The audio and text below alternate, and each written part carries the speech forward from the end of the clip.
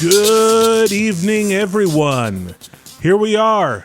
This is it, the last night, the final round of our March into late April Madness Women in Fiction tournament. Thank you, everyone, for joining me. I'm Big Papa Pete. Woo!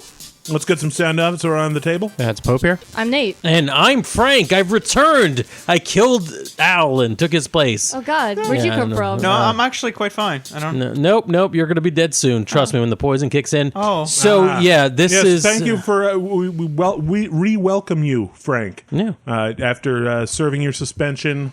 That's right. As you longtime listeners will recall that Frank made some questionable references to little baby Jabba the Hutts being eaten. And right, that was by in the various extended characters. cuts. And the just if you knew about the extended universe, the non-productive executive board made the decision to suspend Frank for a few weeks. Mm-hmm. I have learned my lesson. Yes, and we have reinstated you in time to see the final battle here of March Madness. It's all Star Wars. Yeah, this is treachery. This is crap. This is lies. This is slander. This is a mockery of justice, even. Oh, it's a Star Wars off. Yeah. Yeah, I don't... With no Maz Katana. Well, yeah, no Padme, huh? How about that? Padme never did nothing for nobody. No, that one person who was at the end of Jedi. No Mara Jade. I don't know. Thank God. You know, the one from Jedi. They got an actress who looks just like her for Rogue One and other things. Oh. You know who I'm talking about. Yeah. It's a rebellion person. Mon Mothma. Sure, that's the one. I forgot Mon Mothma's name. Wow, you are correct. You are sad. Yeah, so no, but seriously, it's Leia and Rey. It's interesting, certainly very topical, but I really just could not have... It's kind of a heartbreaker in a lot of ways. Yeah, the characters that these two beat to get here were some of them like really impressive, well-rounded, interesting, dynamic characters. I'm not saying that Leia and Rey aren't. Well, it's I guess but yeah, it's interesting that you bring that up because I think it's a good idea to take a look at how these two characters got here. So we'll go all the way back to round 1 when we had 64 characters here. That's so many. Vying for contention. Yeah, it seems long ago. So long ago. Yeah. Almost 6 weeks. I don't think we should point out to the listeners that this is taking a while. Let's keep going. No problem. Yeah. So Leia in the first round bumped off Captain Marvel. I think that's reasonable. That makes sense. I think Leia, I'm going to go right Leia towards the end. I mean, we could probably push right through Leia's all her victories. From the beginning of this competition, we all agreed, everybody, all the comments and everything said, this was Leia's competition to place very highly in. And if not to lose, there were other characters that had a chance, but Leia, she did well the first year she was in our March Madness competition, and this year of all years, it makes sense for her to do well. So I'm not shocked, even though Captain Marvel, cool character. And I think it was very interesting because she got a lot of her stiffest competition right at the beginning. We had round 1, she beat Captain Marvel. Round 2, she went on to beat Ms. Marvel, Kamala Khan. That was a heartbreaker. Yeah, That was a little sad. That was pretty sad. Round 3, Korra. I'm okay with From that. The Legend of Korra. But I will acknowledge that, the Avatar contingent was huge in this competition early on. Yeah. And, that was one of the characters that, obviously carries her own series. So, pretty surprising, I guess. Then in round 4, she went up against a very popular newcomer, Moana. Okay, I think the newcomer thing made that make sense to me. Yeah. If I had to pick, I love Moana. It's a great movie. I know a lot of us didn't see it, but definitely go watch that movie. It was amazing. And then round 5, she took out Brienne of Tarth from Game of Thrones. I think that was shocking that Brienne made it that far. I was very impressed. Yeah. As was I. I think that was deserved. I was kind of heartbroken that she beat Luna Lovegood. Right. But back in round 4. But Yep. if anybody deserved to, it was her. Yeah. Yeah, she's good. She's good. That was Leia's road to the finals. But I see what you mean. Relatively easy road to Once the you end. got past Korra. I think so. Yeah, Yeah, it was all definitely. downhill from there. Yeah. And then we had Rey. Rey in round 1 went up against Raven from Teen Titans. Okay, that I think is an easy decision. For as a blanket for Rey though, she didn't even exist in our first March Madness competition. Nope. I see the appeal of pulling her through. I like on paper, I would like, yeah, Ray would go all the way, but I am shocked she went this far. Yeah. So keep going through They that. beat Raven, the star on her way down, Katniss Everdeen in round 2. That actually says a lot to me. Yeah. It's because she did so well last time we did this was Katniss, and even so much as being the person that was nominated the most. And this time, like I think that just really, to me, symbolizes sort of changing of garb. Katniss Garb. Excuse me. Excuse me. Yeah, this is a callback to last episode. But like Katniss definitely is like the prototype Ray in a way, Yeah. because she's from a modern film franchise, right? She was considered a delight because she was like a female lead in a story that's like this genre story, right?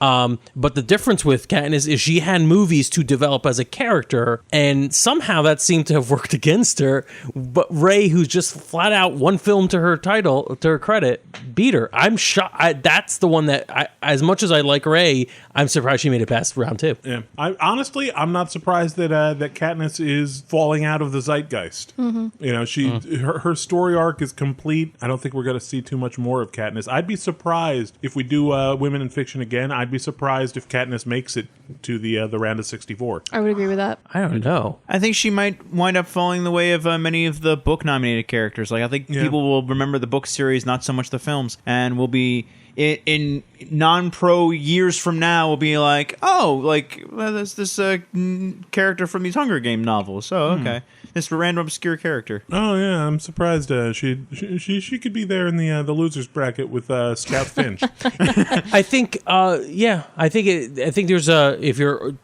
at a certain point, if you're around long enough, you become like, this is a character I grew up with, and it modified, it changed who I was. But if you're very new, you're in the zeitgeist. But if you're in that weird window where you're like, I'm not around long enough for you to have been raised with me, but at the same time, I'm not the new freshness. She's not retro yet. Yeah, Exactly. Yeah. I don't think Hunger Games has the staying power of a Harry Potter or a Star Wars. But it remains to be seen. Speaking of staying power, a dark horse that made it to round 3 against Ray. I was amazed she made it this far. Daria. Yeah, that was interesting. I did not realize how important that character was to a lot of people. Yeah, I really wish we had a defense article for Daria, because I could imagine a dozen, Yeah. right? Oh, sure. Moving on, she went up against another big newcomer, 11 from Stranger Things. Also surprised Ray moved on from this combat. I'm not surprised, but it was definitely one that could have gone either way. Yeah. I think by this point, people were gunning for a Star Wars fight, though. I think you got a point there. Regions are super important. That's one thing I've discovered with this competition. Like, if you build them a certain way, people will just fight up to get the combat that they want. Yeah, you got to be careful. And in round 5, heartbreaker for a lot of people, it was Ray versus Lisa Simpson. I'm still upset about this. Yeah, I think it was a mistake. I get why people want Leia and Ray. What, Raya? Are we doing this? Yeah, Raya. I get it, but like, Lisa is a amazing character. I love you, absolutely. Lisa could have walked away with this entire competition, to be honest. Pope, you met yourself the hell. You met yourself right out the window. But yeah, that was a heartbreaker. Yeah. So that brings us to round 6, the final championship round, Leia versus Ray. I kind of want to go through why anybody would vote for either character. Yeah. Fight me. My thing about Ray is this, and I've heard, like, we've talked about this a lot on the podcast, that Ray is this, the Star Wars fan brought into a Star Wars movie. I think that's, it's okay. It's true to a certain extent, but I think it's like we oversell that as if that's the only thing. I mean, Rey isn't a Star Wars fan when she's being tortured by Kylo Ren. Rey isn't a Star Wars fan when she's sort of miserably sitting in her hut eating dehydrated bread, or when she's going through the ruins of crashed vessels trying to eke out a living. This is a character that has... Wait a second, I got to stop you for 1 second. Yeah. Yeah, that sounds exactly like a Star Wars fan. Sitting alone in her rundown little hut, eating dehydrated bread. Really? Pete, you're going to do the whole geeks are shut in sad people? We can smell our own. Okay. Oh, Lord. Well, that aside, like the character itself, she has depth. The appeal for Rey, I think, is one of two things. One, it's the hero's journey, she is like this franchise's Luke. Her and to some extent Finn are going through the hero's journey, right? They're starting off as orphans. They're kind of lost in the world. Something tragic happens to them. They get thrown into a world that's bigger than them. They meet an older person who's wise and sets them on their way. They're going to find themselves out in the cosmos. Leia, as much as I love Leia as a character, Rey is a main character. Leia never was a main character, at least in the 3 films, right? The 3 major films she was Fair in. enough. I mean, this is the same kind of thing that we got into with Hermione in the Sidekicks That Matter competition from a few years ago, where people would yell at you for calling her a sidekick. I get it. Terminology is kind of iffy. But Leia was not a main character. She was not the protagonist of those films. Rey is the protagonist, and she's not just a Mary Sue or something who's just like, I'm a stand-in for the audience. Lots of stuff happened to her that have nothing to do with what an audience member would experience in this situation. Right. It's just that we haven't had that in a while. It's not completely devoid in storytelling. There are female protagonists who do the hero's journey in stories, but it's not super common. Yeah. So seeing Rey do this, seeing Rey as our Luke is cool. I think that's one group of people who are going to vote for Rey. I think the other group of people is maybe parents. If you have a kid maybe just getting into Star Wars now, and they're dressing up as a character and they've chosen to dress up as Rey, and Rey is their like gateway into the franchise, then you can see that this character is super important for the future. But those are the only 2 people I can think of who would vote for Rey. And that's because we haven't gotten to episode 9 with the slave Rey costume yet. Oh, jeez. Well, possibly. God, very possible. There's always a chance there's going to be a snafu. It's but okay. Lucas isn't in charge anymore. But that's it. I mean, like with Leia, you've got people who were like raised on Leia, and that's not belittling her. Like, oh, it's just retro. It's just your fondness for the character. You've got people who like she was the space princess that did something more than space princesses had done up until that point. And in many cases afterwards, many space princesses didn't do crap. And you don't just have the people that were brought up having watched the Star Wars movies and falling in love with Leia as a character. You've got people now that were raised by people who fell in love with the Leia character and were taught to admire Leia. Yeah. You know, you've had people that were taught by their parents that this is a great role model for you. If somebody puts you in a chainmail bikini, you strangle them. Right.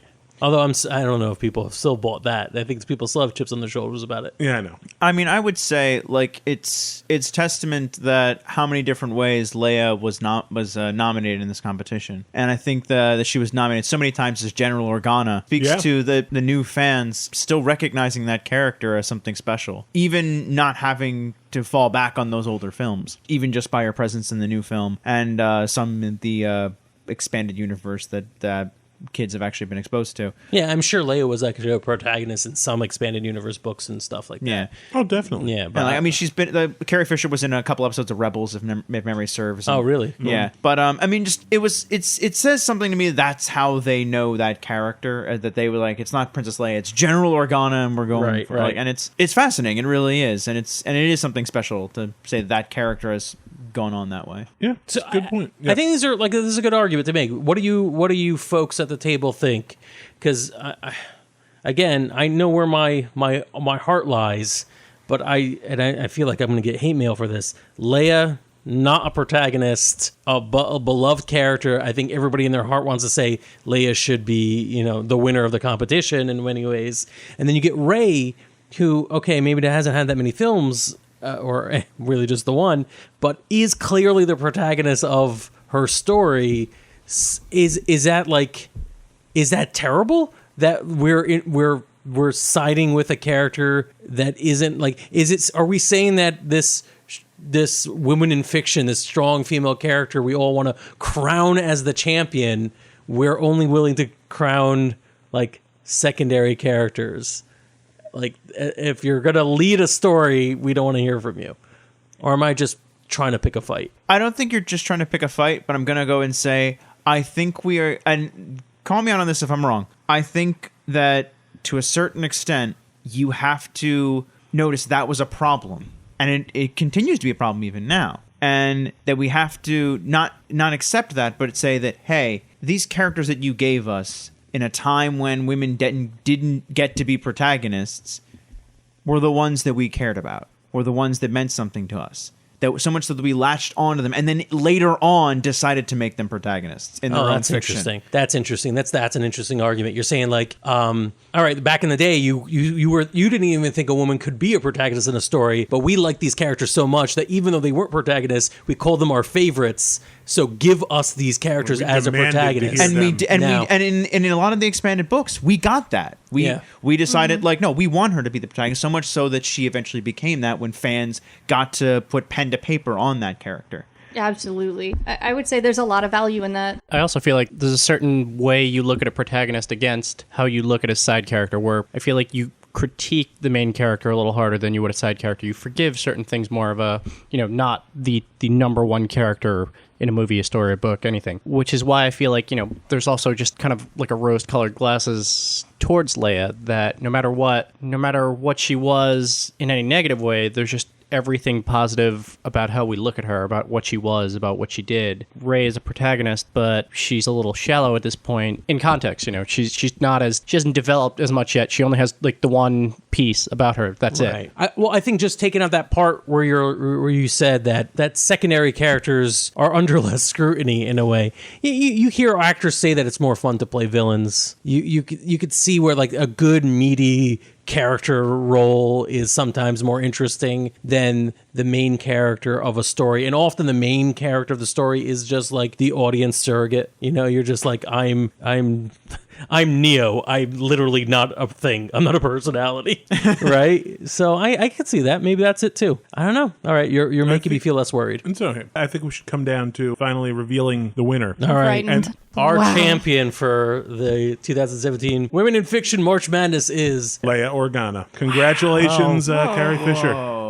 Yeah, you know what? We've been saying it since the beginning that this is Leia's competition to the year of Leia, and it makes perfect sense. And you believed us. Yeah, I can't. You can't argue it. You can't. No. It makes perfect sense. This is a character. Like this is her time. This is her place. This is where she finally. Hopefully, the films will actually. The last few films we're gonna get will actually, earn that kind of legendary status that she has.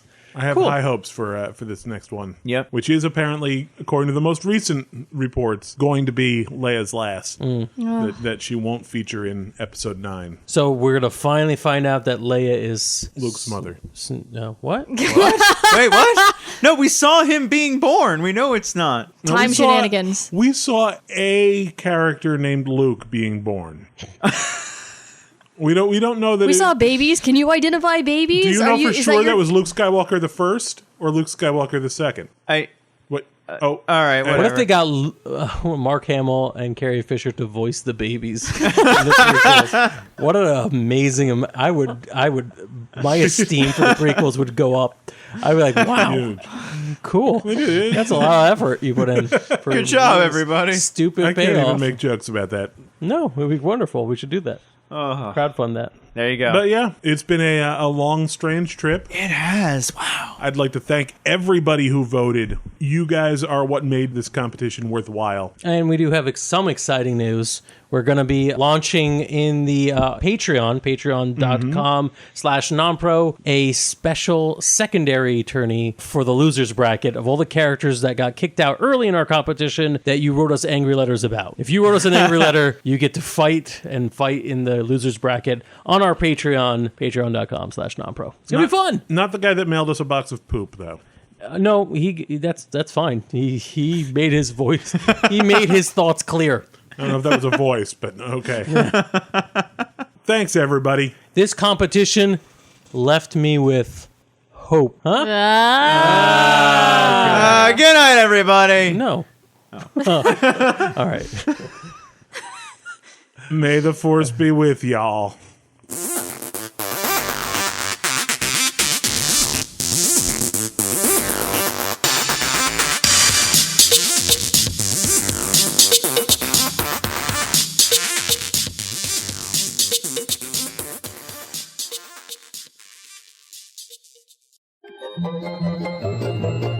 This This has been a non-productive media presentation. Executive producer Frank Hablawi. This program and many others like it on the Non-Productive Network is distributed under a Creative Commons Attribution Non-Commercial No Derivatives license. Please share it, but ask before trying to change it or sell it. For more information, visit non-productive.com.